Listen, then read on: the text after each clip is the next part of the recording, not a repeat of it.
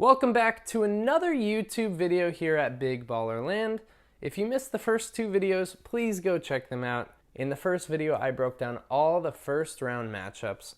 My predictions actually weren't so bad outside of Portland getting swept. I don't think many people saw that happening, saw New Orleans sweeping the Blazers. I knew a few people who thought they would beat them, but winning in 4 games, that's incredible. I also thought the Boston Celtics would lose in 7 games, but they ended up winning in 7 games. The home team in that series won every single game. But other than that, my predictions in the first round were pretty spot on. I did not see the Cleveland series being as close as it was. I had them winning like most people. What an incredible series that was. But Cleveland barely pulled that out, and that brings us into the next video. The second video last week talked about why LeBron James is gone 100%. And where he's going next. And here we are. It's been about a week and a half since I released a new video, but I'm here trying to get these 2 videos a week going. Let's break down the second round.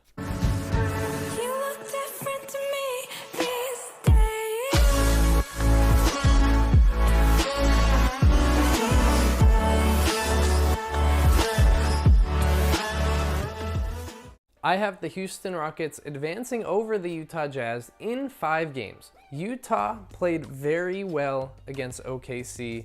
They moved the ball a ton. I did not like the Thunder going into the series. Again, I correctly predicted the Jazz to win in 6. They did. Russell Westbrook was taking 40, 43 shots a game. Paul George, playoff P. Wasn't really playoff P in the last few games. And Carmelo Anthony is about to pick up his $28 million player option. And I don't even know if he could be the 3rd option on that team to go farther, to go deeper in the playoffs. So with that said, that's why I thought Utah would win that series, and they did.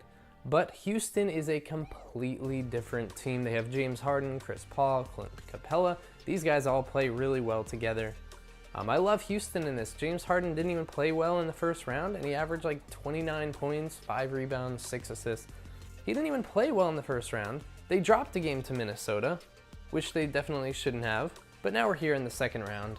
James Harden stepped it up in the first game. They're up 1-0 already. I don't see that series being that close. I think Utah could get a game, but I got Houston in 5. All right, now in the next series we have Golden State.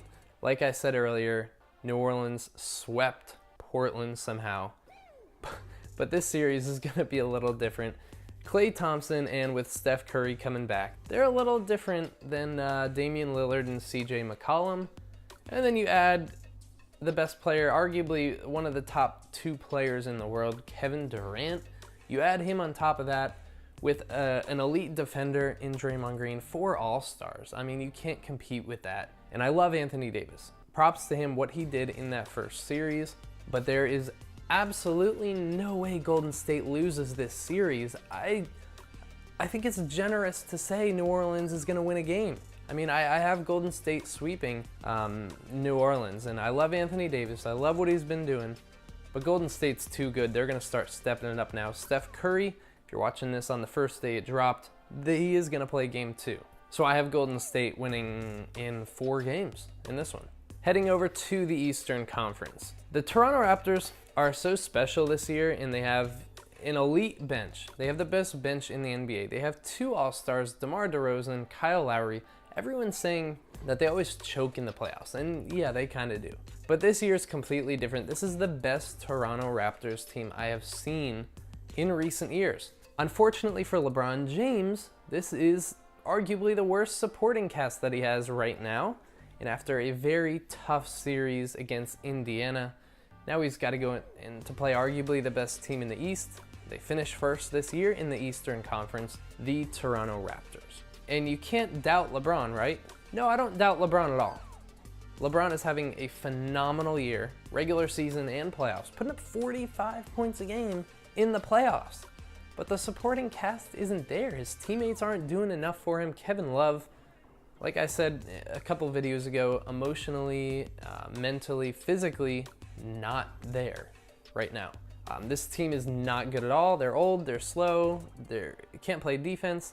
And you got Toronto, who the bench is, LeBron's gonna have to play 48 minutes a game every single game, and the bench is way too good for Cleveland's bench. So Toronto, I'm going to go ahead and say Toronto. And this is crazy to think LeBron James getting knocked off before the Eastern Conference Finals. But Toronto is extremely special this year, and the team LeBron James has around him is not special at all. I got Toronto, I'd probably say 6 games. I think LeBron James himself, they could force 7 games. I got Toronto winning in 6, though. I don't even think he gets to 7. So I'm taking Toronto in this one. Let me know your thoughts in the comments. If you disagree with that, please comment. Let me know why. If it's just LeBron James because he makes the finals every single year, okay, fine. But this year's a little different. Toronto is very special this year. I love their defense. I love their bench. They were the only team in the NBA to finish top 5 in offensive rating and defensive rating. So I like Toronto in this one. The last series we have here is Philadelphia going against Boston. And I didn't like Boston in the first round, but they ended up pulling it out. Jason Tatum and Jaylen Brown were incredible. Giannis Antetokounmpo could not be stopped, but he didn't have guys playing well around him. Chris Middleton played well earlier in the series, but how this series went, the home team won every single game, and unfortunately Boston had one more home game, Game 7, than Milwaukee did. They only had 3 home games. Terry Rozier has been outstanding so far. We'll see how he does in the second round. I think this is going to be a very good series as well. I'm trying to make predictions before Game 1 happened. Game 1 just happened last night. And I would probably say I have Philly winning in this one in 6 games. I think Boston wins 1 at home in the first 2 games, and then I think they win Game 5. But ultimately, I think they're down 3-2 going into Game 6 when Philly is at home, and I think that's where they put it away. I have Philadelphia winning in 6 games. So there are my predictions. I have Houston winning in 5. I have Golden State winning in 4. I have Toronto winning in 6. And I have Philadelphia winning in 6. Thank you guys so much for the support in the first 2 videos. Please drop a like on this video, drop a comment, leave a sub, because you don't want to miss when I start doing these videos. They're going to be coming at you quick. We're going to start doing 2 to 3 videos a week coming up. July 1st, free agency starts. That is going to be an exciting time. So stay tuned for more. But before you go, if you're here for the giveaway, we had a Lakers Pulse giveaway on Instagram, partnered with RTNBA, Retweet NBA, Highlight Grove, and the NBA Never Stops. We did a giveaway for some Kyrie Irving's or Kevin Durant shoes, whichever one you wanted.